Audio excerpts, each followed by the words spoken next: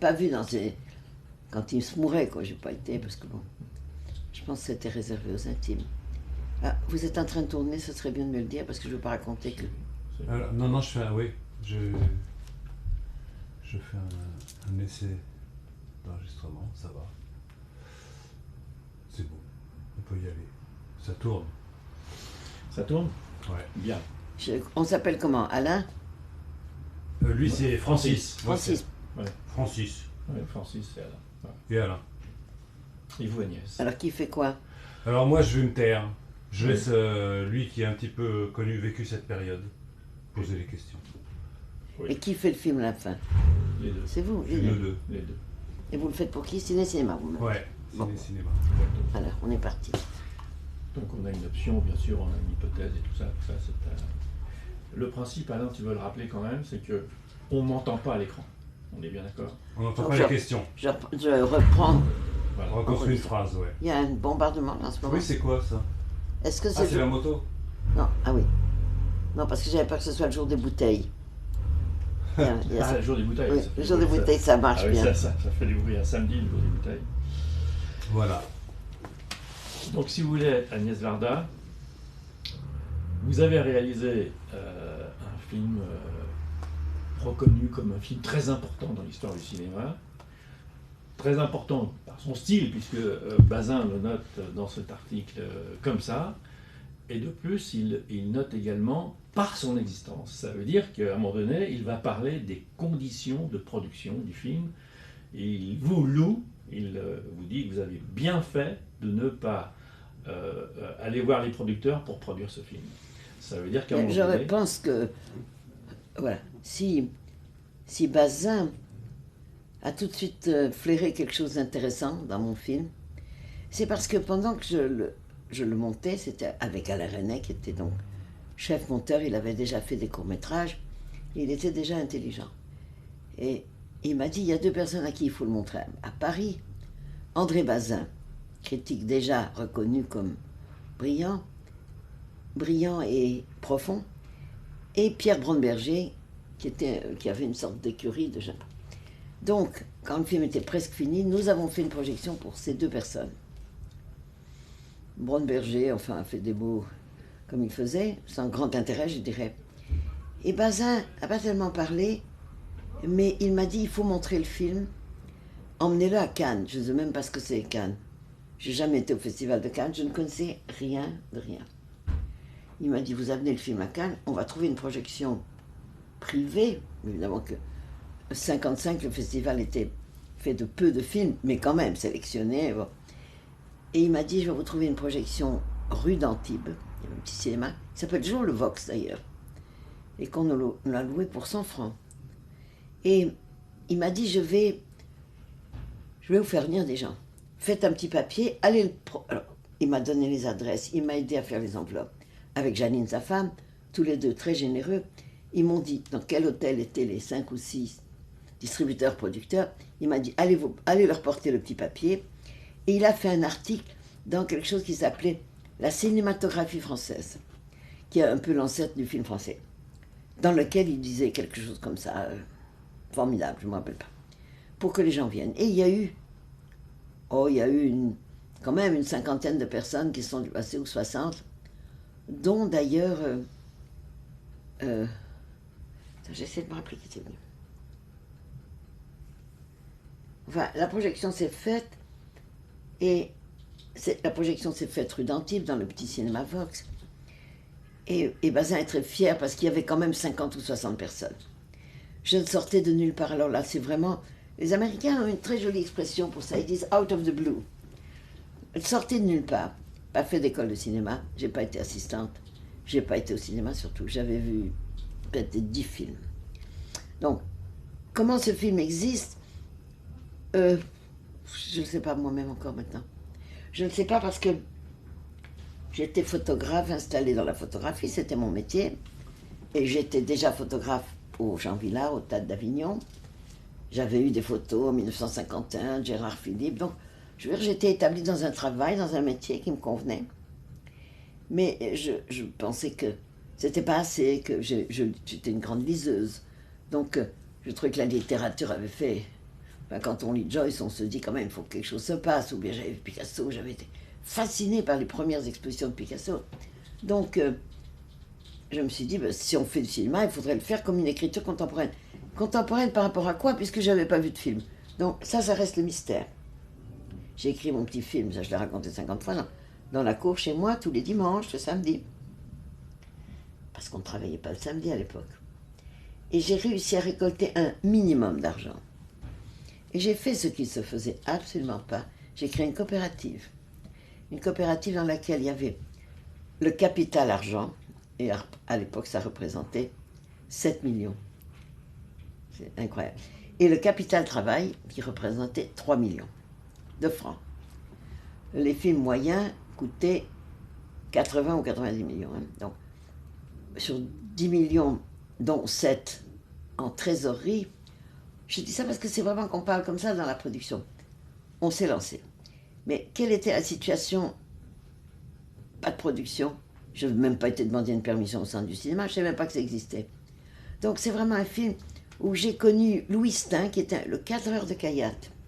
Et Louis Stein a dit, ah, mais moi je peux vous aider, je vais faire l'image. Et donc, personne n'était payé du tout, du tout. Ils ont accepté, et particulièrement Sylvia Montfort, qui était déjà assez connue, et Philippe Noiret, qui faisait les second rôles au TNP, mais qui avait déjà la prestance et la voix qu'on lui a connue plus tard. J'avais parlé à Wilson aussi, j'avais essayé de parler à Jean-Pierre Grenier, j'avais parlé à Suzanne Flon, j'avais quand même un peu essayé. Alors les gens me disaient, mais qu'est-ce que c'est cette photographe qui nous apporte un truc abstrait comme ça? Bon. Donc, ils ont bien voulu, c'était miraculeux. On a loué une maison dans la banlieue de Sète, à La Pérade, parce que c'était moins cher que Sète. Et dans cette maison, tout le monde s'est empilé. Alors, une belle chambre pour Sylvia Montfort, une belle chambre, c'était une grande villa, une pour Noiret, et une pour le chef opérateur et sa femme. C'était les trois nantis. Et puis les autres étaient 2 par 2. Formidable Villar-de-Beau, Carlos Villar-de-Beau, qui était assistant, qui avait fait des courts-métrages, mais qui était incroyablement généreux, et sa femme, Jeanne Villar-de-Beau. Ils ont cru à l'aventure. Ils m'ont dit, on va t'aider, parce que je dis, ils sont venus me voir chez moi, ils ont dit, j'adore le scénario, on adore le scénario. Je dis, mais où est-ce qu'on va, qu'est-ce qu'on fait? Ne t'inquiète pas, on va trouver. C'est lui quand même qui a trouvé où est-ce qu'il fallait louer le travelling, quelle caméra voulait Louis Stein, c'était peut-être une caméra, lui, on ne me rappelle plus très bien. Et Jeanne Villar-de-Beau, qui était script de métier. Donc tous les deux, ils avaient des compétences, mais c'est tout. Parce qu'après, on a pris un type de set, un ami à moi, mon fils, pour faire la régie. Gentil, localement, très, très efficace, comme toujours. Et puis, Grasberg, je ne sais plus, je crois que c'était un photographe. Et puis, on ne pouvait pas faire de son, on n'avait pas l'argent pour faire du son. Donc, il n'y a pas eu de son, on a tourné muet. Et Carlos Villar-de-Beau, donc réalisateur lui-même, faisait lui-même les machinaux quand tout le monde installait le rail, et puis c'est lui qui poussait le rail. Et Jeanne, elle faisait la script, et puis elle numérotait les bobines, elle les emmenait à la gare, on les envoyait, vous savez, comme ça se faisait à l'époque. On envoyait les bobines à développer au labo, un petit labo qui s'appelait CTM, le moins cher de tous, qui a disparu d'ailleurs, qui était quelque part dans le nord de Paris. Et dans cette maison, il n'y avait plus assez de chambre. Alors moi, je dormais dans le garage, qui était dans le jardin, il y avait un garage. J'avais même mis une moustiquaire parce qu'il y avait quand même des bêtes. Et je me souviens très bien qu'il y avait des petits scorpions qui couraient partout. Et je crois qu'on s'amusait tellement de faire une aventure inhabituelle.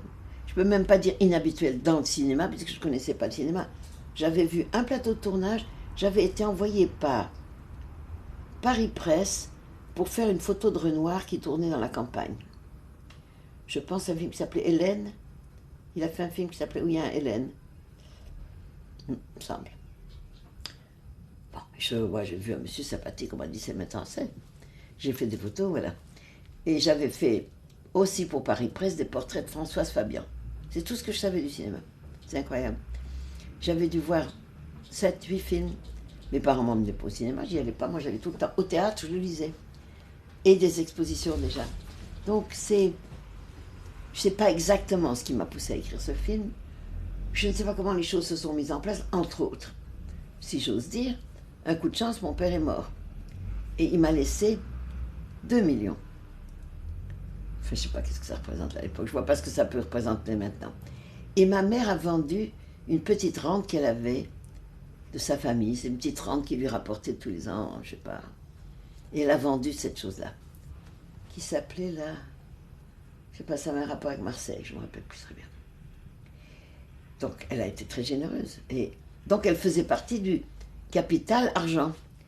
Et l'équipe, j'aurais dit, voilà, vous représentez le capital travail, on va faire des parts. Et le chef opérateur, il a, disons, 150 parts. Et celui qui va faire Machinot, il en aura 50. La script qui fait Machinot, bon, etc. J'ai fait un espèce de partage. Tout ça, c'était très arbitraire, c'était sans comptable. Mais on a quand même dit, ça vaut tant de parts. Alors, si on avait 100 parts, le jeu était que dès qu'un franc rentrait, il y avait, non mais ni retenue, ni commission, ni amortissement, tous ces mots que j'ai appris beaucoup plus tard, il y avait 50% qui partaient pour rembourser le capital, dont ma maman, et 50%, l'autre moitié, pour rembourser les 3 millions des techniciens. Mais, bon, on va parler des choses positives et puis après des choses négatives. Comment vouliez-vous que ce film rapporte de l'argent? Alors, projection à Cannes, donc, 55. Bassin, j'espère que vous avez des coupes, hein? Oui, vous pouvez reprendre. Ben oui. Projection à Cannes. Donc, projection à Cannes en 55 au Festival de Cannes, avec l'encouragement, l'amitié, le soutien de Bassin, qui tout de suite en parle autour de lui. Mais ce n'est pas pour ça que ça... Alors, je suis invitée dans un ciné-club suisse, je suis invitée dans... je sais pas quoi, une projection quelque part. Je crois que Travail et Culture existait à cette époque-là, et qui faisait un très beau travail de culture, justement.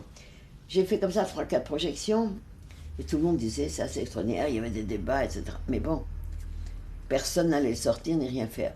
Et donc, tourné en 54, monté ici, chez moi, on avait loué une machine à CTM et des bacs, et Alain René, qui habitait le 14e, arrivait en vélo tous les jours et avait accepté quand même cette dure contrainte de faire 4 mois de montage avec sa petite part dans le partage, mais pas de sous.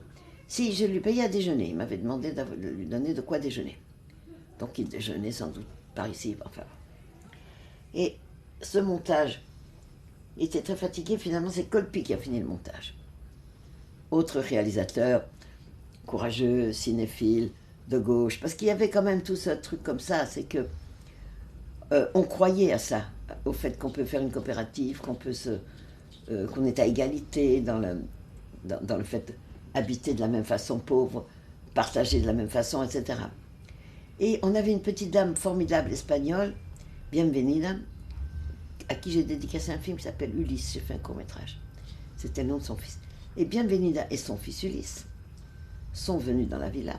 Il a cuisiné, qu'il n'était pas question de payer des défraiements ou du restaurant. Et tous les soirs, on mangeait à la maison. Ce que Bienvenida avait préparé. Elle me disait souvent, les lentilles, c'est ce qu'il y a de moins cher, et ça nourrit très bien. Bon, tout ça dans des conditions de pas de sous. Alors, on avait une vieille 2 chevaux qui servait pour nous transporter, puis pour les travelling, on avait forcément une autre voiture.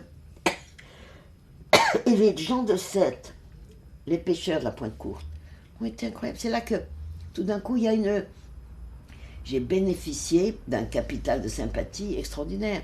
Bon, c'est vrai que j'étais très jeune, j'étais très petite, j'étais très alerte, et tous ces pêcheurs, ils disaient, alors, qu'est-ce qu'elle veut encore? Ils rigolaient de ça, mais bon. Alors, qu'est-ce qu'elle nous demande aujourd'hui? Bon, alors, je disais, est-ce qu'on pourrait pas avoir une barque? Bon, une barque. Après, ils disaient, oh, je voudrais tourner dans votre cabane. Bon, mais on est en train de faire, je ne vais pas vous déranger. Bon. Après, oh, je voudrais un enfant, et vous prêtez alors on prêtait un enfant. Tout se passait comme ça. C'est-à-dire que c'était absolument écrit, préparé, découpé, avec des petites photos que j'avais faites. C'est même pas un scénario, c'est une sorte de... ce que maintenant on appelle un storyboard, que je n'ai plus jamais fait. C'est pas un storyboard, mais c'était des photos que j'avais repérées. Et donc, je savais ce que je voulais demander, mais on demandait peu à peu, parce qu'on payait rien du tout, parce qu'on n'a jamais défrayé ces extraordinaires pêcheurs qui nous ont prêté leur famille, leur maison. Alors, ils s'amusaient aussi, parce que ils nous trouvaient courageux. J'essaye de trouver qu'est-ce qui a fait que ça a fonctionné. Il faisait très très chaud. On n'avait pas de parasol, pas de tente, pas de roulotte, pas de je sais pas quoi. On avait qu'il faisait un soleil incroyable. Quand on s'arrêtait à 12h30, on mangeait notre sandwich comme ça, un vague coin d'ombre derrière une cabane, et on recommençait. L'inconfort complet, qui était vécu, attention, tout le monde avait 25 ans, 26 ans. Sting était le plus vieux, il devait avoir 29 ans, quelque chose comme ça, peut-être 30. Et moi, j'avais 26 ans quand on tournait. Donc, d'ailleurs, j'ai retrouvé l'autre jour, j'ai parlé avec un des pêcheurs qui était là. Il disait, c'est moi qui jouais, Raphaël, mais c'est moi. Il me dit, tu es beaucoup plus vieille que moi. J'ai dit, mais quel âge tu avais quand on a tourné? Il me dit, 23 ans. Alors moi, j'avais 26. Et tout ça, c'était des gens... Mais ce que je crois qui était complètement nouveau, c'est parce que je crois que ça ne se faisait pas, ça ne s'est pas fait à ce moment-là. Parce qu'il y avait Melville qui était organisé avec un studio, qui était un pro, et fier de l'être. Il se débrouillait pour l'argent, mais il fonctionnait avec les banques, avec le centre du cinéma, normalement. Et moi qui n'avais entendu parler de rien, c'est ce qu'on appelle un film sauvage. Alors pour le CNC, c'était pire que sauvage. Et ce qui est bien, c'est que cette possibilité de faire du cinéma comme ça, j'ai fait des petits, hein. Il y a eu beaucoup de films ensuite qui se sont faits comme ça, y compris certains Rouquier, y compris ensuite, ouais, on peut raconter, vous devriez faire une liste de tous les films qui se font avec difficulté, avec des parts de, on ne peut pas appeler ça de bénéfices, mais des récupérations d'argent par le jeu des recettes, avec un souci d'équité et de mettre en avant le fait que les techniciens, quand ils font ça, ils ne gagnent pas d'argent. Éventuellement, ils se disent, voilà, j'aurai ça sur mon CV, mais comme j'étais personne, j'étais une photographe, je ne présentais rien du tout. Maintenant, je vois des petits stagiaires quand ils viennent chez moi, ils peuvent dire qu'ils ont fait 4 mois de stage ici, mais ça représente quelque chose dans la profession, c'est pas encore qu'ils apprennent beaucoup quand même, je crois. Mais là, ça ne représentait rien, donc il y a eu cette énergie de Carlos Villar-de-Beau, là je repars au tournage, cette générosité de tous les autres, et Jeanne Villar-de-Beau et les autres, les gens de la Pointe Courte qui m'ont prêté, les personnes, les décors, etc. Le courage de tout le monde de vivre comme si on campait, littéralement. Et dès le montage, l'intelligence de René, qui m'a dit un truc que je trouvais extraordinaire. Parce que je n'avais pas fait ce que font n'importe quel cinéaste, c'est-à-dire des sécurités. Parce que là, vous est dans cet axe-là, il est possible que vous allez faire un plan de coupe sur mon cahier et vous devriez voir les beaux. Mon programme, une idée par jour. Voyez-moi, quand on a une par jour, on va déjà mieux. Les fameux plans de coupe, ou bien un autre axe, c'est-à-dire on fait la même scène, plus gros plan, etc., qui est le b.a.-ba de n'importe quel découpage. J'avais aucune idée de ça, donc je n'avais aucune sécurité. C'est-à-dire que la scène était tournée comme ça, et puis la scène suivante était tournée comme ça, et puis il y avait des choses qui n'étaient pas des plans de coupe, mais des objets. Et René m'a dit, voilà, le montage, c'est pas une correction. Le montage, c'est pas un bricolage, c'est pas du repassage quand c'est mal coupé. Il faut aller dans le sens du film. Et ça, c'était vraiment ce que j'ai appris très tôt. C'est-à-dire, il faut aller dans le sens du projet, le rendre encore plus radical si c'est le cas, et si c'est possible. Car il aurait pu, et il était déjà monteur, et on sait que n'importe quelle scène, vous comprenez, on peut prendre un peu de cette scène, on prend un peu de l'autre, on s'occupe de quelque chose, on fait parler l'enfant, on anime, je dirais, par le découpage du montage, quelque chose qui se voulait calme, souvent très frontal, assez long plan, ou bien comme ça des choses où je suivais les enfants, mais c'est un tournage très très simple, vous l'avez vu le film, bien sûr. Très simple, mais pour moi, c'est la construction du film qui m'intéressait, la structure. Et c'est vraiment ça, mon idée, c'est que, avant de même savoir faire un film, je n'imaginais pas écrire un roman. Ils sont arrivés là, ils s'est rencontrés, il s'est assis. Excusez-moi.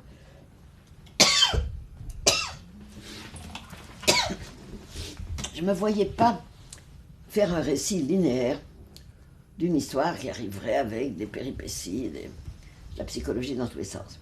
Et pourtant, j'avais envie beaucoup de faire un dialogue psychologique. J'appelle psychologique quand les gens s'expliquent, se réexpliquent, tu m'as fait ça, tu m'as fait ça, peut-être que j'ai pas compris, etc.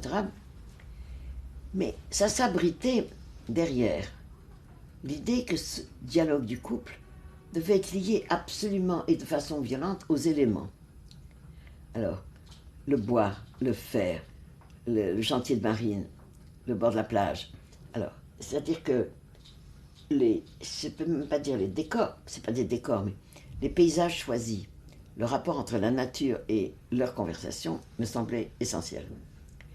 Et par ailleurs, et c'était ça qui m'intéressait, de faire ce récit alterné, un chapitre de pêcheurs, un chapitre de couple. Pour les pêcheurs, j'essayais au mieux d'avoir une façon documentaire, c'est assez maladroit il faut dire, mais je faisais comme je pouvais, d'autant que je n'avais pas de son direct. Et qu'évidemment dans le documentaire, le son direct est la base quoi presque. Bon, alors on ne peut pas dire que, ben c'est tout, j'avais pas le choix. Donc j'avais écrit, j'avais écouté ce qu'ils disaient, je l'avais recopié, j'aurais suggéré de le redire, mais ils l'ont dit en muet. Donc l'opération finition, je trouve, a rendu le film fragile, alors que j'avais un très bon rapport avec eux. Mais je leur faisais jouer, c'est un truc que j'inaugurais, c'était pas de commentaire tout à fait, parce qu'ils racontaient une histoire. Mais c'était des vrais gens qui la jouaient. Il faut dire que je suis devenue beaucoup plus habile quand j'ai fait Saint-Ouen-Illois, et que j'ai fait tourner tous les paysans, les maçons, les garagistes. Enfin bon. Ce que je revendiquais, c'était cette structure alternée, une chose privée et une chose sociale.